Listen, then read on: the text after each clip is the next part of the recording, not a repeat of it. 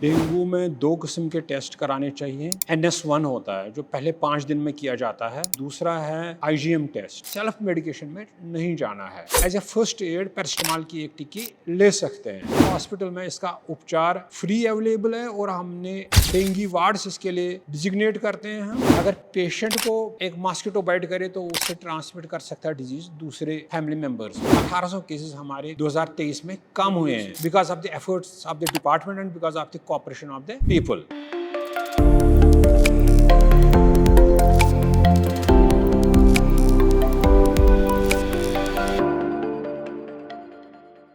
नमस्कार, मैं ऋत्विक महाजन आपका स्वागत करता हूं towards health sponsored by Nimbark Organics में। इस शो के माध्यम से हम आप तक लेकर के आते हैं एक एक्सपर्ट पैनल ऑफ डॉक्टर्स जो कि आपको मदद करता है लेने में right health decision at the right time. इसी मुहिम में आज हमारे साथ जुड़ने जा रहे हैं डॉक्टर डीजे रैना जो कि स्टेट मलेरियोलॉजिस्ट है। तो डॉक्टर साहब आपका बहुत बहुत स्वागत है हमारे शो में। Thank you Mahajan ji. जी डॉक्टर साहब, जैसा कि जुलाई मंथ को डेंगू मंथ कहा जाता है, ये डेंगू क्या चीज़ है? ये एंटी डेंगू मंथ जैसे आपने कहा, मैं एंटी डेंगू मंथ भी कहेंगे बिकॉज कॉमन लोग इसको डेंगू ही कहते हैं जी। तो ये हर साल जुलाई में मनाया जाता है। तो डेंगू जो होता है ये एक वायरल डिजीज़ है, एक डेंगू वायरस होता है, उसकी वजह से ये डिजीज़ होती है और ये वायरस ट्रांसमिट होता अगर एक इन्फेक्टेड बंदे को एक मॉस्किटो एडीज़ मॉस्किटो होता है वो उसको बाइट करे जी डॉक्टर साहब। तो फिर एक दूसरे बंदे को वही मॉस्किटो बाइट करे तो वो ट्रांसमिट करता है वो एडीज़ वायरस दूसरे पर्सन को और उससे उसमें एडीज़ हो जाए, इसमें डेंगू हो सकता है। जी जी डॉक्टर साहब। डॉक्टर साहब, डेंगू के लक्षण क्या होते हैं? एक आम आदमी किन लक्षण को देख करके ये तय कर ले कि डेंगू उसे है या नहीं? देखिए, डेंगू यूजुअली 3 फॉर्म्स में होता है। एक जो क्लासिकल डेंगू सिंड्रोम जिसको कहते हैं, एक डेंगू हेमरेजिक फीवर होता है और डेंगू शॉक सिंड्रोम होता है। जो दूसरे और तीसरा वाला है ये थोड़े से सीवियर फॉर्म में होता है। जी क्लासिकल डेंगू सिंड्रोम के सिम्टम्स यूजुअली फीवर होता, हाई ग्रेड फीवर होता, फ्रंटल हेडेक होती है, जैसे माथे के पोर्शन में हेडेक होती है, रिट्रो ऑर्बिटल पेन होती है, जैसे आई बाल्स के पीछे पेन होती है और अगर हम आई बाल्स की मूवमेंट करें तो वो पेन बढ़ जाती है। इसके अलावा शरीर में दर्दें होती हैं, हमारी जोड़ों में दर्दें हो सकती है, पेट में दर्द हो सकता है, जी मचलाना नाश्ता जिसे कहते हैं वो हो सकता है, वोमिटिंग हो सकती है, रैश हो सकता है बॉडी में। ये क्लासिकल डेंगू सिंड्रोम के जो सिम्टम्स हैं। अगर किसी को अब डेंगू हेमरेजिक फीवर होता है उसको इन सिम्टम्स के अलावा मसोड़ों और नाक से खून आ सकता है, इसके अलावा खून की उल्टी आ सकती है या स्टूल्स के साथ खून जिसको ब्लैक मोशन कहते हैं वो हो सकता हो, और इसके अलावा खून के जो लिटिल हेमरेज स्किन पर होती हैं, पेटिचल हेमरेजेस उनको कहते हैं, वो हो सकती हैं। तो अगर किसी को और सीवियर, इससे भी ज़्यादा सीवियर, उसको डेंगू शॉक सिंड्रोम होता है।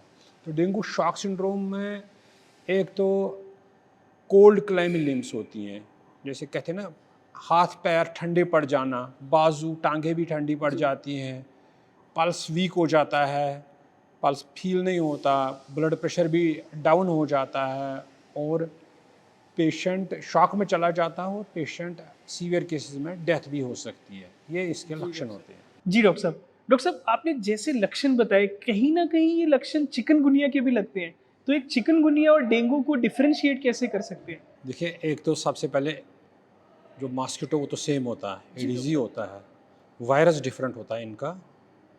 और चिकनगुनिया में भी जोड़ों का दर्द जो ज़्यादा, उसमें जोड़ों का दर्द होता है। जी डॉक्टर साहब। यूजुअली देखा गया है कि इनिशियली डायग्नोज नहीं होता, फिर वो यूजुअली आर्थोपेडिशन के पास जाते रहते हैं और फिर आर्थोपेडिशन हमारे पास केसेस आए हैं तो जब वो ट्रीटमेंट नहीं हो पा रहा उनका, मतलब आर्थोपेडिक्स ट्रीटमेंट से, फिर वो उनका एक चिकनगुनिया टेस्ट कराते हैं तो वो पॉजिटिव निकल आता है। तो यूजुअली उनमें जोड़ों का दर्द ज़्यादा होता है। जी डॉक्टर साहब। हाँ जी। डॉक्टर साहब, आपने कहा कि टेस्ट कराए जाते हैं, डेंगू, मलेरिया, चिकनगुनिया, इनके लिए किस तरह के टेस्ट जो है वो स्टेट डिपार्टमेंट रिकमेंड करते हैं जो पेशेंट को कराने चाहिए शुरुआती लक्षण देखते हुए? देखिए, अगर हम डेंगू की बात करें, डेंगू में 2 किस्म के टेस्ट कराने चाहिए। एक NS1 होता है जो पहले 5 दिन में किया जाता है, जी जिसमें 5 दिन में रिजल्ट आता है पहले 5 दिन में। दूसरा है IgM टेस्ट, जी 5 दिन के बाद वो पॉजिटिव आता है। लेकिन इसमें मैं आपको ये कहना चाहता हूँ, डेंगू में लोग रैपिड टेस्ट करवाते हैं जो बिल्कुल रिकमेंडेड नहीं है, उसके मतलब कोई वैलिड रिजल्ट्स नहीं होते हैं। इनफैक्ट वो मिसलीड करता है, जिसका सही मायने में डेंगू हो उसको नेगेटिव दिखाता है, और जिसका डेंगू नहीं हो उसको पॉजिटिव दिखाता है, और वो उसको खामखा परेशान करता है। ये जी, डॉक्टर डेंगू के बारे में बात हो गई। तो चिकनगुनिया में भी हम जो IgM टेस्ट कराते हैं, IgM एलिज़ा टेस्ट होता है एक किस्म का, वो कराते हैं, फ्री होता है गवर्नमेंट की तरफ से। ये सारे टेस्ट जो मैं कह रहा हूँ फ्री होते हैं गवर्नमेंट की तरफ से। जी डॉक्टर साहब। तो मलेरिया में अगर दूर दराज का इलाका है जहाँ पर रिज़ल्ट जल्दी नहीं आ सकता, तो वहाँ पर रैपिड टेस्ट किया जा सकता है मलेरिया का, लेकिन वो भी कन्फर्म एक स्लाइड एग्जामिनेशन से होता है। ब्लड स्लाइड लेते हैं तो उससे करते हैं उसका। डॉक्टर साहब आपने कहा कि ये टेस्ट फ्री अवेलेबल होते हैं, कहाँ जाके एक पेशेंट ये टेस्ट फ्री करा सकता है? क्या सभी पब्लिक गवर्नमेंट हॉस्पिटल्स में ये टेस्ट फ्री में उपलब्ध है? ये बहुत अच्छा क्वेश्चन पूछा आपने। अगर हम डेंगू की बात करें, क्योंकि अभी एंटी डेंगू मंथ चल रहा है, जी तो पिछले साल तक लोगों को पर्सनली डिस्ट्रिक्ट लेवल पर आना पड़ता था। डिस्ट्रिक्ट हॉस्पिटल में हमारी लैब है तो उधर आना पड़ता था। लेकिन इस साल हमारे डायरेक्टर साहब ने एक इनोवेशन करी, तो ये टेस्ट अब हम ब्लॉक लेवल तक लेके चले गए। उसमें क्या करते हैं, टेस्ट तो डिस्ट्रिक्ट हॉस्पिटल में ही होएगा, लेकिन सैंपल लोग ब्लॉक लेवल पर दे पाएंगे, तो वहाँ से उनका सैंपल वहाँ की लैब सेंट्रीफ्यूज करेंगी, और उसके बाद वो कोल्ड चेन में वैक्सीन कैरियर में एक स्पेशल मैसेंजर के थ्रू डिस्ट्रिक्ट लेवल पर आएगा। उससे क्या होता है, एक तो पेशेंट को इतनी दूर नहीं आना पड़ता, पेशेंट का टाइम मनी जी डॉक्टर साहब। नहीं वेस्ट होता, और काफ़ी पेशेंट आ भी नहीं पाते।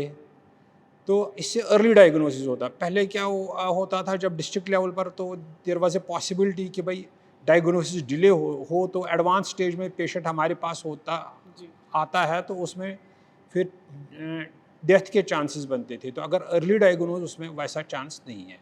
तीसरा है कि इससे number of test district level पर ज़्यादा आ पाएंगे, क्योंकि जितने कम टेस्ट किट में करें तो उतना उसमें वेस्टेज ज़्यादा होती है, कंट्रोल्स लगाने पड़ते हैं। लेकिन जितने ज़्यादा टेस्ट आएँ तो उतना वेस्टेज कम होती है, और इसके अलावा चूंकि वेस्टेज कम होती है, हम मोर फ्रीक्वेंटली ये टेस्ट लगा सकते हैं। जी डॉक्टर साहब। डॉक्टर साहब ये तो बात रही कि डेंगू को डायग्नोज कैसे किया जाए।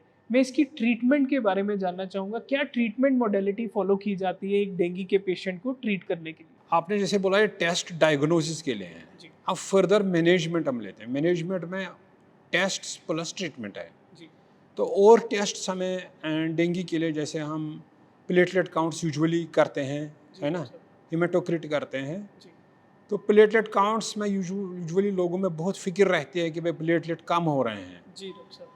तो उसमें कोई घबराने वाली बात नहीं है। प्लेटलेट अगर 10,000 से कम हुए, फिर मतलब उसमें प्लेटलेट ट्रांसफ्यूजन लगानी पड़ती है। तो उसके लिए भी हमारे पास कंपोनेंट लैब हैं। कुछ डिस्ट्रिक्ट्स में अब हम फर्दर इंट्रोड्यूस कर रहे हैं, तो उसमें प्लेटलेट हार्वेस्ट करके हम दे सकते हैं। जी डॉक्टर साहब। तो फिर ट्रीटमेंट की बात, मैनेजमेंट का एक और हिस्सा ट्रीटमेंट हो गई।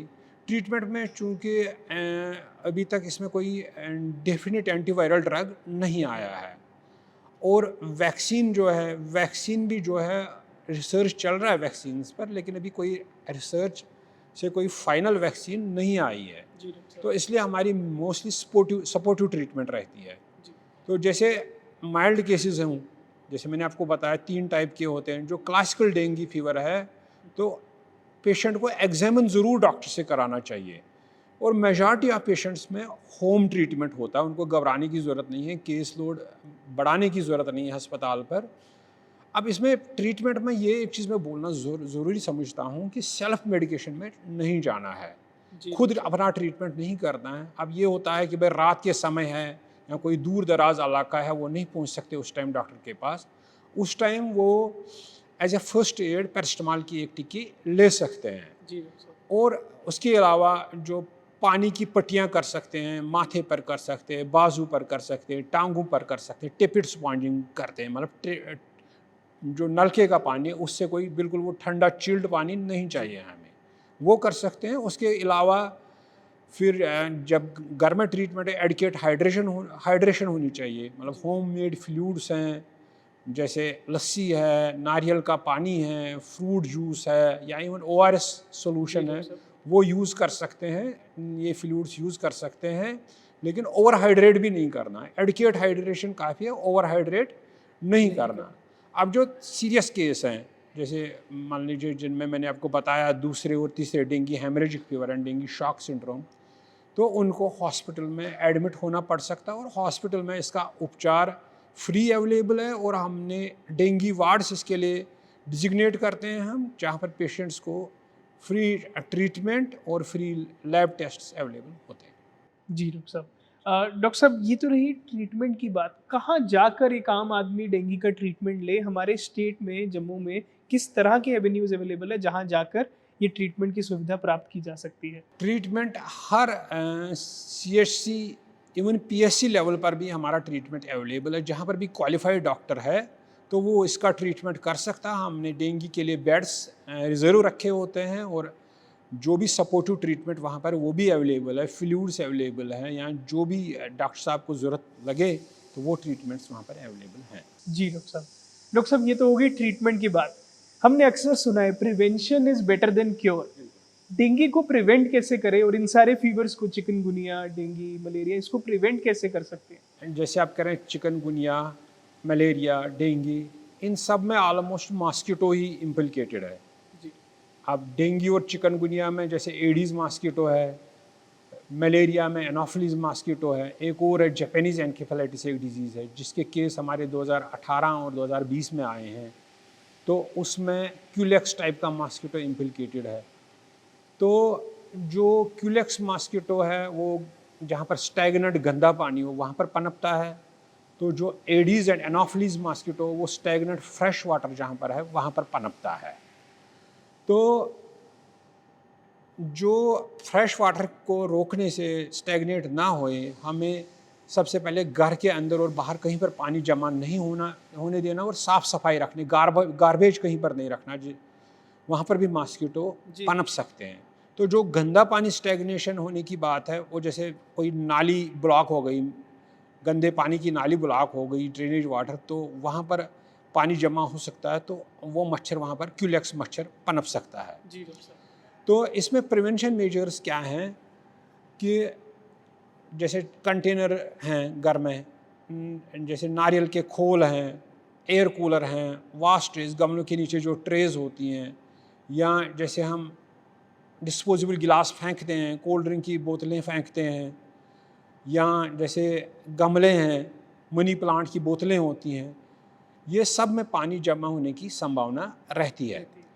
तो इसमें क्या करना है, इवन 5 ml पानी अगर कहीं पर जमा हो, 5 ml पानी, जैसे कहीं पर भी छोटा सा कंटेनर प्लास्टिक का डिब्बा 5 ml, उसमें भी मच्छर पनप सकता है। तो ये सारे हमने कंटेनर रेगुलरली चेक करने हैं हमारे, और ये खाली करने हैं, उसमें पानी जमा नहीं होने देना है। और इसके अलावा जो हमारी छतों पर टैंकियाँ होती हैं, तो देखना है कि उनके ढक्कन बंद है। यूजुअली आंधी चलती है तो देखा गया है तो मैक्सिमम टैंकियों के ढक्कन उड़ जाते हैं, वो हमने रेगुलरली चेक करने वो ढक्कन हैं उन पर।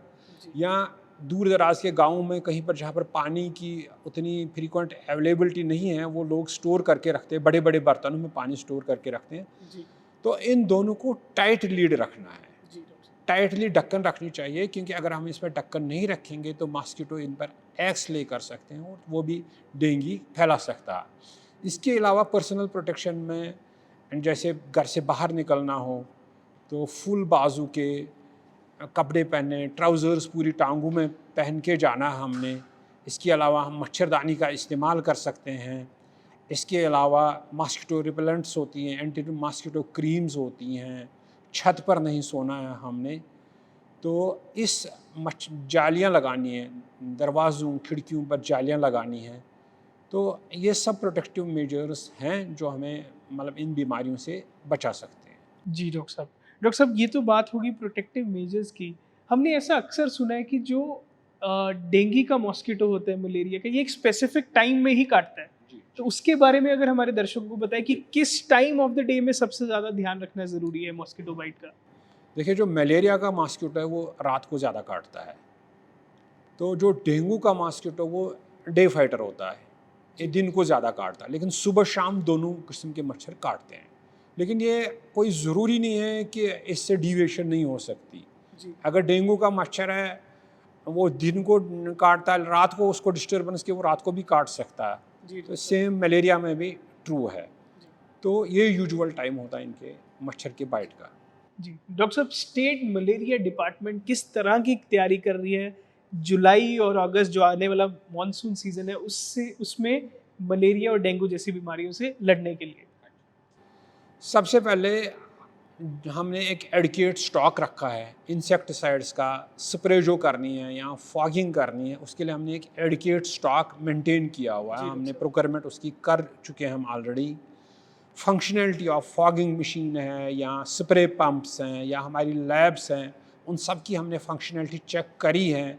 मॉक ड्रिल्स हम करते हैं कि भाई अगर ऐसी सिचुएशन आई तो हम इसको टैकल कर पाएंगे नहीं कर पाएंगे, इस चीज़ की मॉक ड्रिल्स हम करते हैं।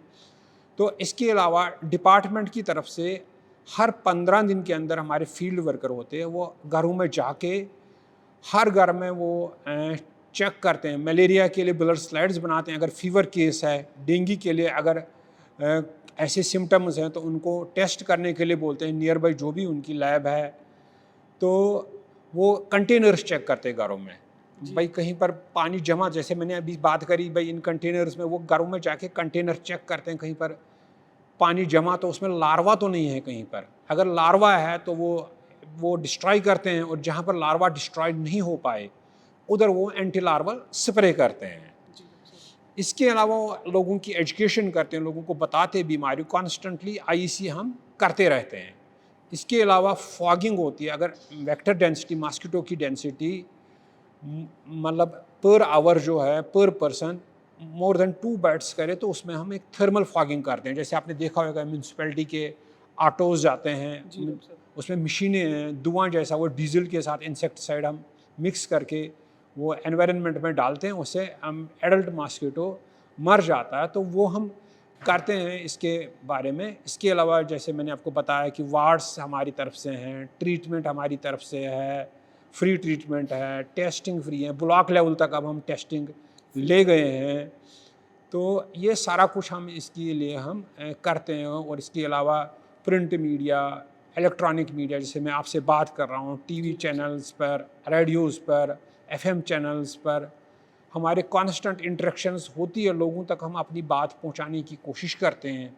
और आप देख रहे हैं कि जो सोशल मीडिया वो भी काफ़ी पावरफुल है। तो सोशल मीडिया, ट्विटर है जिसको एक्स कहते हैं आजकल, इसके अलावा इंस्टाग्राम है, फेसबुक है, इन सभी माध्यमों से हम अपना मैसेज जो लोगों तक पहुंचाने की कोशिश करते हैं। हमारे पास भी ये, हमारे डिपार्टमेंट में भी ऐसी चीज़ें अवेलेबल हैं। जी डॉक्टर साहब, अक्सर देखा जाता है मॉस्किटो बाइट के बाद जो पेशेंट होता है वो एक्यूट वीकनेस की कंप्लेंट करता है।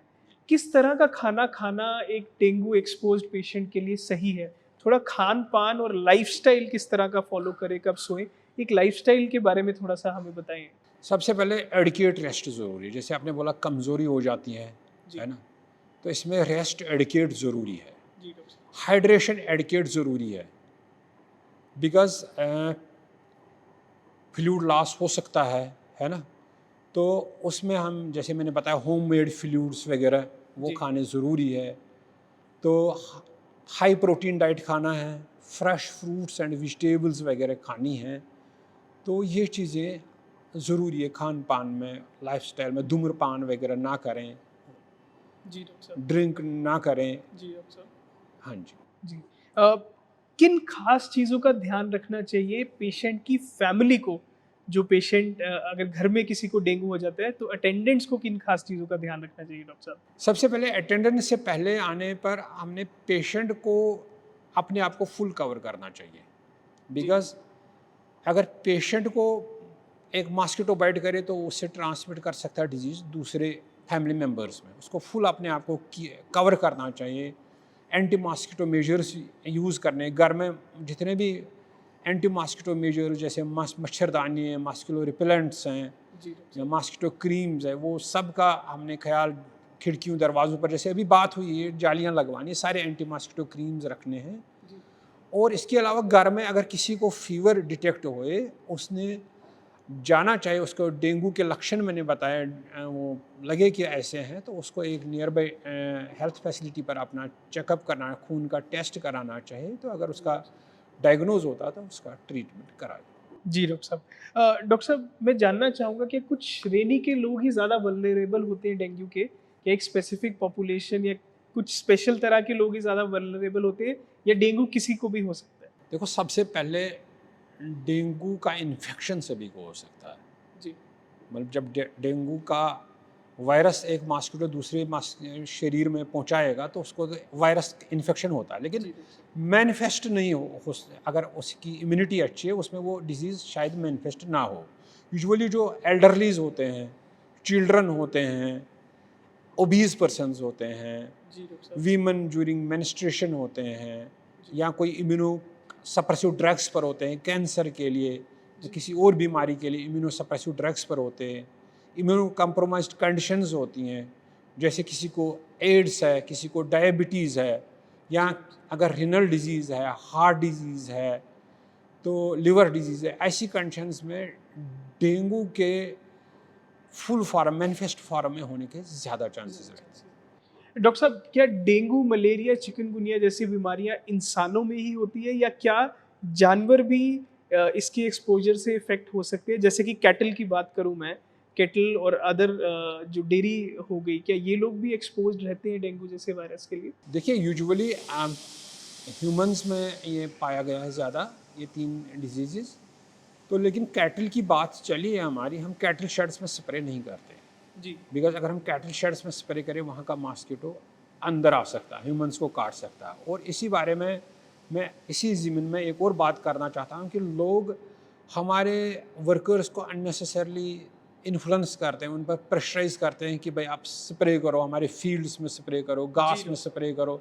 उससे क्या होता है, एक तो इंसेक्टिसाइड रेजिस्टेंस बढ़ती है। जैसे इंसेक्टिसाइड जो केमिकल है, जो आज एक मच्छर को मार रहा है या उसके लार्वे को, कल को वो नहीं मार पाएगा, उसको रेजिस्टेंस डेवलप हो जाएगी। दूसरा, हमारा स्टॉक मतलब एग्जॉस्ट होता है। अगर वो अननेसेसरी, जहाँ पर ज़रूरत ही नहीं वहाँ पर स्टॉक एडजस्ट हो, तो जहाँ पर एग्जॉस्ट करे, जहाँ पर फिर रियल में ज़रूरत हो तो उस टाइम हमारे पास स्टॉक एग्जॉस्ट हो जाएगा। डॉक्टर साहब, मैं अपनी यूनियन टेरिटरी की बात करना चाहूँगा। किस तरह का बर्डन इन महीनों के दौरान, जो कि मॉनसून के महीने रहते हैं, देखने को मिलता है? यूटी के बारे में थोड़ा सिनेरियो के बारे में बताएं, और किस तरह की सिचुएशन रहती है यूनियन टेरिटरी में? देखिए, जहाँ पर 2023 की बात है, हमारे पास अराउंड 6400 केसेस थे, और जो 2022 में था अराउंड 8200 केसेस थे। दैट मीन्स 1800 केसेस हमारे 2023 में कम हुए हैं, because of the efforts of the department and because of the cooperation of the people. और इस साल का सिनेरियो मैं बताऊं, मैं कल देख रहा था, फर्स्ट को लेटेस्ट केस यहाँ पर आया, तो हमारे पास इस साल 10 केस आए हैं, और 10 केस में 7 है जो बाहर से जिनकी ट्रैवल हिस्ट्री है, 3 है जो इंडिजिनस केसेस हैं। लास्ट ईयर इसी दौरान 11 केस आए थे। लास्ट ईयर से हमारे पास इस साल कम केसेस आए हैं। लेकिन यहाँ पर एक और मैसेज, इसी बात से मेरे को एक और मैसेज याद आ रहा है कि हम ये सोच के ना चलें कि भाई 7 केस हमारे बाहर से आए हैं तो हमें अब यहाँ पर तो है ही नहीं डेंगू, तो हमें सोने की ज़रूरत है, मतलब रिलैक्स करने की ज़रूरत, वो वैसा नहीं है। क्योंकि बाहर से केस आएंगे, उसको अगर यहाँ का लोकल मच्छर काटेगा तो वो बाकियों को भी वो इफेक्ट कर सकता है। हमें इसमें कंप्लेसेंट नहीं होना है। डॉक्टर साहब, डेंगू, मलेरिया के अलावा स्टेट डिपार्टमेंट और किन किन बीमारियों पर ध्यान रखता है और नियंत्रण रखने की कोशिश रखता है? इसके अलावा जापानीज एनकेफेलाइटिस है, कालाजार है, एक बीमारी है, तो लीशमैनियासिस, ठीक है ना, तो ये कुछ बीमारियां हैं जिन पर ये। जीका वायरस के बारे में अगर हमारे दर्शकों को थोड़ा बताते हैं आप डॉक्टर साहब। अभी तो नहीं है, आजकल नहीं है वो, लेकिन कुछ साल पहले जीका वायरस इन्फेक्शन कोई 2014 वगैरह में हुआ था, तो यहाँ पर कोई ज़्यादा केस नहीं आए थे हमारे पास। जीका वायरस में भी टिपिकल रेस्पिरेटरी सिम्टम है, छाती के जो सिम्टम्स होते हैं, जी डॉक्टर साहब, खांसी वगैरह, बुखार वगैरह, वो उस टाइप का। डॉक्टर साहब, मैं उन लोगों के बारे में बात करना चाहूँगा जो घर पे बैठे बैठे खुद के डॉक्टर बनने की कोशिश करते हैं और ऑल्टरनेटिव मेडिसिन, हर्ब्स, अलग अलग थेरेपीज आजमाते हैं जब उनको मलेरिया और डेंगू जैसी बीमारी होती है, उन लोगों के लिए आप क्या मैसेज देना चाहेंगे? देखिए, सेल्फ मेडिकेशन तो बिल्कुल नहीं लेनी है। जैसे मैंने आपको बताया, इमरजेंसी में जहाँ पर इनएक्सेसिबल एरिया है या रात का टाइम है, वो एक टैबलेट पैरास्टामॉल की ले सकते हैं, ठंडी पट्टियाँ वगैरह कर सकते हैं। पैरास्टामॉल 6 घंटे से पहले रिपीट नहीं करनी है हमने। तो सेल्फ मेडिकेशन में ज़्यादातर डेंगू में अगर मैं कहूँ कि लोग यूजुअली, इसमें मैंने बताया इसमें दर्दें होती हैं, जोड़ों में भी दर्दें होती हैं इसमें तो लोगों को यूजुअली हर एक के घर में एक मेडिसिन का किट रहता है, तो वो पेन किलर लेते हैं। एस्पिरिन पेन किलर बिल्कुल नहीं लेने, खासकर डेंगू में, बिकॉज जो प्लेटलेट हमारे पास होते हैं, प्लेटलेट ऑलरेडी कम हो गए होते हैं। प्लेटलेट हमारी क्लॉटिंग में हेल्प करते हैं, ब्लड क्लॉटिंग में।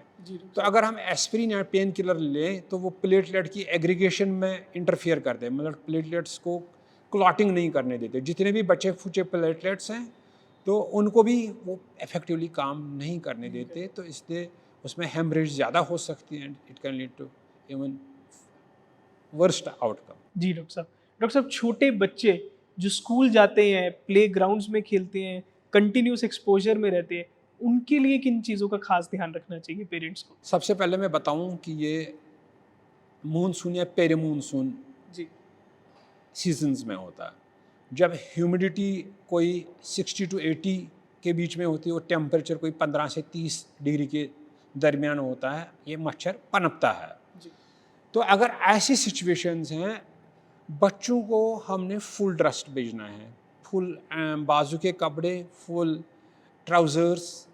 इवन स्कूल्स में, एक स्कूल में एक लेक्चर देने गया था मैं नेशनल डेंगू डे पर, तो वहाँ पर भी मैंने टीचर से, प्रिंसिपल से डिस्कस किया था कि भाई जब ये सीज़न आएगा आप एक ड्रेस कोड चेंज करिए बच्चों का, तो इस किस्म के कपड़े वो पहन के जाएं।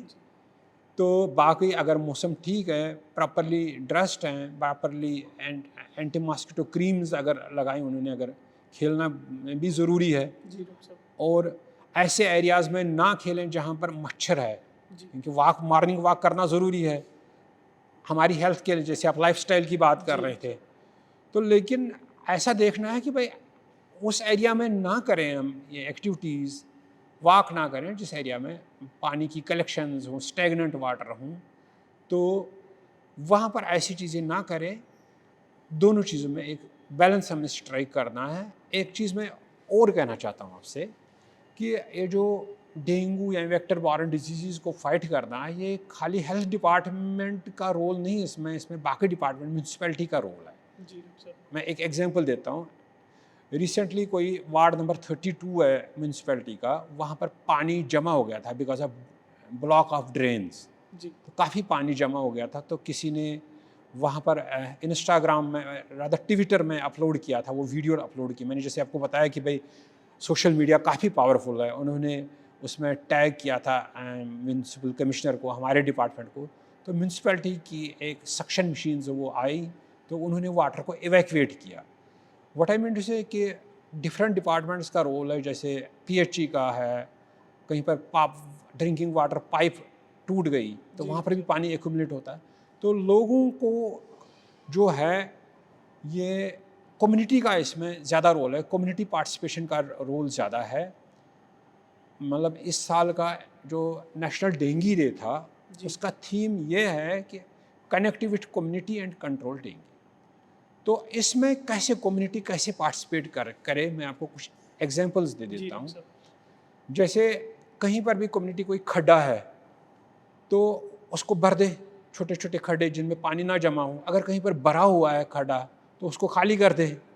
इसके अलावा वर्ड ऑफ माउथ, एक दूसरे से डिस्कशन, जैसे लोग आपस में डिस्कस डेंगू के बारे में डिस्कस करें, किसी स्कूल में जाके, किसी आंगनवाड़ी सेंटर में जाके बच्चों से या जो भी बेनिफिशियरी से ये बात करें। वो जैसे मैंने आपको बताया जियो टैग्ड वीडियोज़ आते हैं, जैसे कहीं पर म्यूनसिपैलिटी का पानी जमा हुआ है, मैंने एग्जांपल दी, या कहीं पीएचई का पानी लीक हुआ है, उसकी एक वीडियो बना के वो भेज दें कंसर्न डिपार्टमेंट्स को और सोशल मीडिया पर भी अपलोड करें, तो इससे क्विक एक्शंस हो सकती है। जी डॉक्टर साहब, मैं आशा करता हूँ आपके ये जो मार्गदर्शन है इससे हमारी जो स्टेट की जनता है वो और जागरूक होगी और एक जिम्मेदार नागरिक का रोल निभाएगी। जहाँ पर भी इस तरह का कोई प्रॉब्लम देखेगी वो डिपार्टमेंट तक ये इन्फॉर्मेशन लेके आएगी और एक मैसेंजर बनेगी डिपार्टमेंट के साथ जुड़ने में। डॉक्टर साहब, इस शो के एंड में एक जनरल मैसेज जो आप हमारे दर्शकों को देना चाहें। देखिए, सबसे पहले मैंने आपको बताया कि हमारे वर्कर्स जाते हैं, लोगों के घरों में जाते हैं, उनका इंटेंशन अच्छा होता है, उन्होंने आइडेंटिटी कार्ड पहना होता है, तो लोग उनको अपने घरों में जाने दें, मतलब उनको अपना मैसेज देने दें और जो उनकी एक्टिविटीज़ है उसमें कॉपरेट करें। जी डॉक्टर। दूसरा मैसेज मैं बोल चुका हूँ ऑलरेडी, लेकिन फिर भी रिआइटरेट करूँगा, लोग हमारे वर्कर्स को फोर्स ना करें अनड्यू स्प्रे के लिए, जिसके मैंने आपको नुकसानात बताए हैं। तीसरा, डेंगू में रैपिड टेस्ट के लिए इंसिस्ट ना करें, बिकॉज उसकी वैलिडिटी बड़ी कम है, मतलब मिसलीड हमें करती है। तो ये था हमारा इस हफ्ते का health segment, words health sponsored by Nimbark Organics. मैं शुक्रिया अदा करना चाहूँगा डॉक्टर डीजे रैना जी का हमारे साथ जुड़ने के लिए और इतने महत्वपूर्ण विषय पे हमारी आगे की तैयारी के लिए हमें तैयार और सतर्क करने के लिए। तो बहुत बहुत शुक्रिया हमारे साथ जुड़ने के लिए। हाँ मिस्टर ऋत्विक, मैं आपका भी शुक्रिया अदा करना चाहता हूँ मेरे से बात करने के लिए, और आपकी चैनल का शुक्रिया अदा करना चाहता हूँ कि मुझे उन्होंने मौका दिया लोगों तक अपनी बात पहुँचाने के लिए। और मैं लोगों का भी, दर्शकों का भी सहृदय मतलब शुक्रिया अदा करना चाहता हूँ कि वो मेरी बात सुन रहे हैं, और मुझे आशा है कि वो मेरी बातों पर अमल करेंगे, और जो भी अगर उनके माइंड में कोई इनोवेशन आती है मेरे से शेयर करेंगे। धन्यवाद। तो अगले हफ्ते फिर मिलेंगे एक और नए हेल्थ अपडेट के साथ। तब तक जुड़े रहिए और देखते रहिए टुवर्ड्स हेल्थ।